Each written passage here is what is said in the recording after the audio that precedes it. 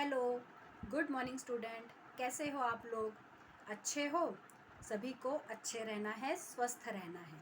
ठीक है, तो आज मैं आप लोगों को एक बहुत ही अच्छा पाठ पढ़ाने वाली हूँ, राष्ट्रीय त्यौहार। उसके पहले मैं आप लोगों को कुछ प्रश्न पूछूंगी, उसके उत्तर आप लोगों को सोच कर रखना है। ठीक है, तो बताइए कि हमारे राष्ट्रीय त्यौहार कौन कौन से हैं। हमारे राष्ट्रीय त्यौहार 15 अगस्त और 26 जनवरी, ठीक है, जो पूरे देश में बहुत ही उत्साह के साथ मनाते हैं। हम हमारे स्कूल में भी मनाते हैं। ठीक, फिर बताइए गणतंत्र दिवस कब मनाया जाता है? गणतंत्र दिवस 26 जनवरी को हम लोग मनाते हैं। ठीक है। फिर राष्ट्रध्वज किसको कहते हैं? राष्ट्रध्वज यानी हमारा तिरंगा। ठीक है, उसमें कितने रंग होते हैं? उसमें 3 रंग होते हैं। कौन कौन से होते हैं? केसरी, सफ़ेद और हरा। ठीक है, केसरी, सफ़ेद और हरा।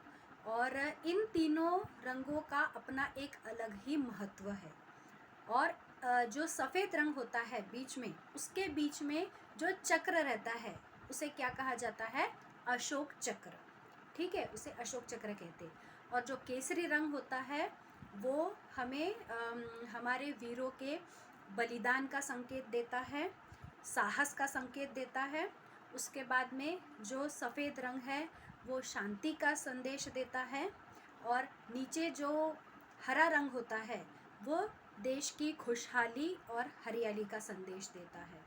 ठीक है, और अशोक चक्र के बीच में 24 तीलियां होती है, यानी 24 लाइन होती है। वो हमें क्या बताती है, क्या दर्शाती है कि हमें 24 घंटे कैसे रहना चाहिए? सक्रिय रहना चाहिए। 24 घंटे हमें काम करते रहना चाहिए, यानी कि एक्टिव रहना चाहिए। ठीक, चलो, तो इसी से संबंधित हम आज पाठ पढ़ेंगे। आपके पाठ्य पुस्तक में पेज नंबर 43 में यह पाठ है, पाठ 13, राष्ट्रीय त्यौहार। क्या नाम है पाठ का? पाठ 13, राष्ट्रीय त्यौहार। ठीक है, अब ये पाठ ऐसा है कि इसमें बच्चे जो है वो चर्चा कर रहे हैं। कुछ बच्चे, उनके नाम बताती हूँ। ज्ञान है, एक बच्चे का नाम आकांक्षा है, त्रयंबक है, ज्ञान है, ठीक है, और क्षितिज। ये 4 बच्चे हैं जो अपने राष्ट्रीय त्योहारों पर चर्चा कर रहे हैं। ठीक है, तो आप लोग ध्यान देंगे, मैं पढ़ूंगी और समझाते भी जाऊंगी। उच्चारण की तरफ सभी को ध्यान देना है। विद्यार्थी कक्षा में राष्ट्रीय त्योहारों पर चर्चा कर रहे हैं, यानी कि बातचीत कर रहे हैं। ज्ञान नाम का लड़का कहता है, स्वतंत्रता दिवस एवं गणतंत्र दिवस हमारे राष्ट्रीय त्योहार है, जो कि मैंने आप लोगों को अभी अभी बताई। तो ज्ञान यही कहता है कि स्वतंत्रता दिवस और गणतंत्र दिवस हमारे राष्ट्रीय त्योहार है। आकांक्षा कहती है, अमर सपूतों के अथक प्रयासों से 15 अगस्त 1947 को हमारा देश स्वतंत्र हुआ। क्या कहती है आकांक्षा? कि अमर सपूतों के अथक प्रयासों से, अमर यानी कि जो मरता नहीं, अविनाशी। ठीक है, अमर का मतलब होता है सपूत। वैसे सपूत का मतलब हमने सपूत वाले पाठ में देखा था, सपूत यानी अच्छा पुत्र। लेकिन यहाँ पर हम क्या करेंगे? जिसमें देशभक्ति हो, ऐसे वीर। ठीक है, इनके अथक प्रयासों से, बिना थके इन्होंने जो प्रयास किया, प्रयत्न किया, उस प्रयासों से 15 अगस्त 1947 को हमें, हमारे देश को स्वतंत्रता प्राप्त हुई। अब त्रयंबक कहता है, यह दिन स्वतंत्रता दिवस के रूप में मनाया जाता है। ज्ञान कहता है, आज़ादी मिलने के बाद बड़ी लगन से देश का संविधान बनाया गया तथा 26 जनवरी 1950 को इसे देश में लागू किया गया। अब ज्ञान जो है वो भी बहुत अच्छी बात बताता है कि आज़ादी हमें प्राप्त हुई 15 अगस्त 1947 को, और उसके बाद में फिर देश का संविधान बनाया गया।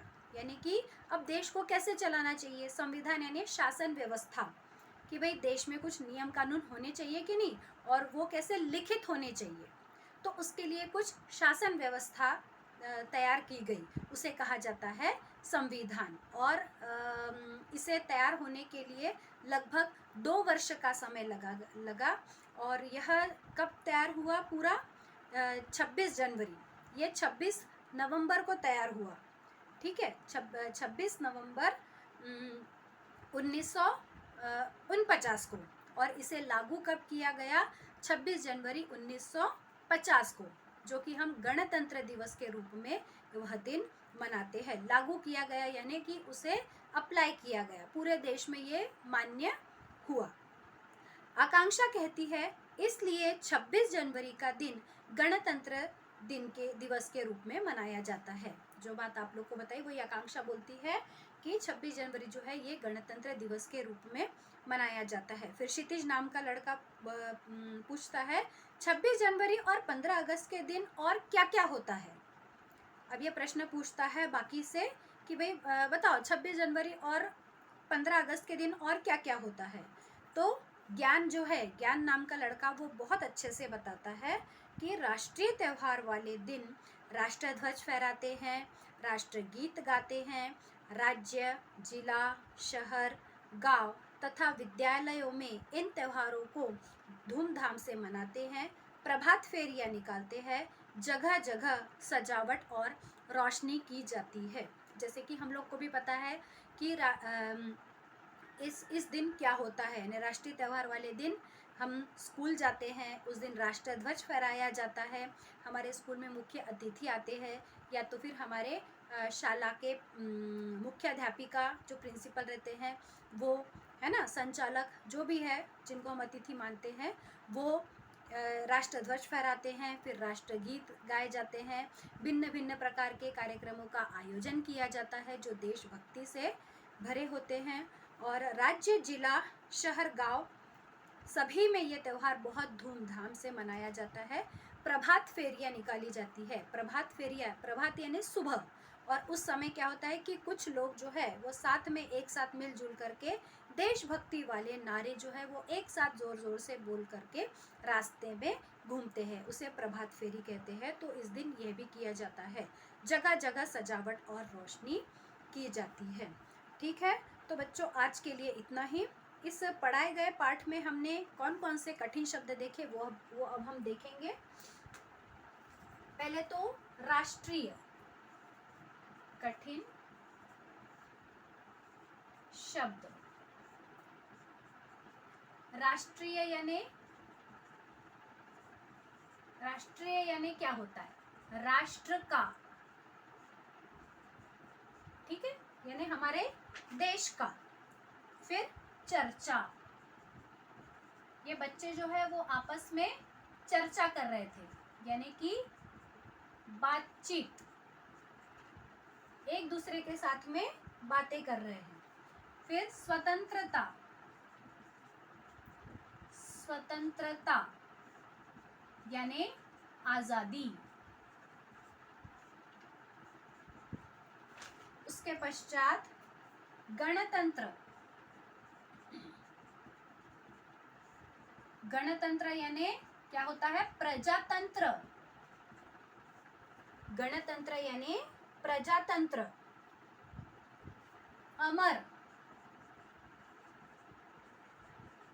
अमर अर्थात जिसको हम कहते हैं अविनाशी, जिनका विनाश नहीं होता, ऐसे अमर, जो देशभक्ति के लिए अपना बलिदान देते हुए जिनके प्राण चले जाते हैं उन्हें हम क्या कहेंगे? अमर। अमर हो जाते हैं, वो मरते नहीं हैं, उनके कार्यों के कारण वो जीवित रहते हैं, ठीक है, इसलिए उन्हें अमर कहा जाता है। फिर सपूत, यहाँ पर सपूत का मतलब क्या है? वीर पुरुष, ठीक है, वीर पुरुष। फिर अथक, अथक यानी बिना थके, लगातार, ठीक है, लगातार जो काम करता है। प्रयास,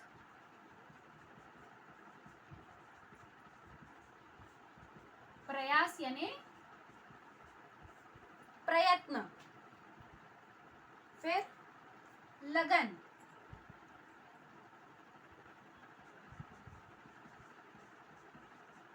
लगन अर्थात मेहनत, मेहनत, फिर संविधान,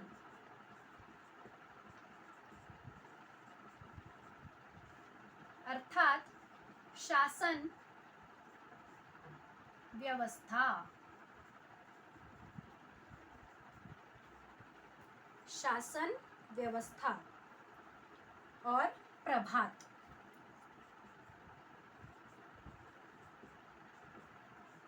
प्रभात यानी सुबह। तो बच्चों एक बार हम फिर से रिवाइज करेंगे कि हमने कौन कौन से कठिन शब्द देखे इसमें।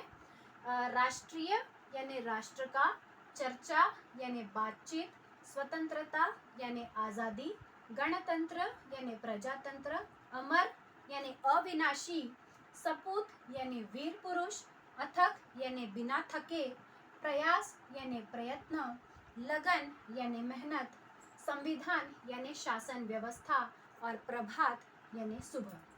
तो बच्चों आप लोगों से आशा करती हूँ कि यह जो मैंने आपको यह भाग पढ़ाई पाठ का ये आपको समझ में आया होगा। ये कठिन शब्द जो आपको मैंने इनके अर्थ बताए वो समझ में आए होंगे। इसके आगे का भाग आप लोगों को अगले वीडियो में समझाऊंगी। धन्यवाद।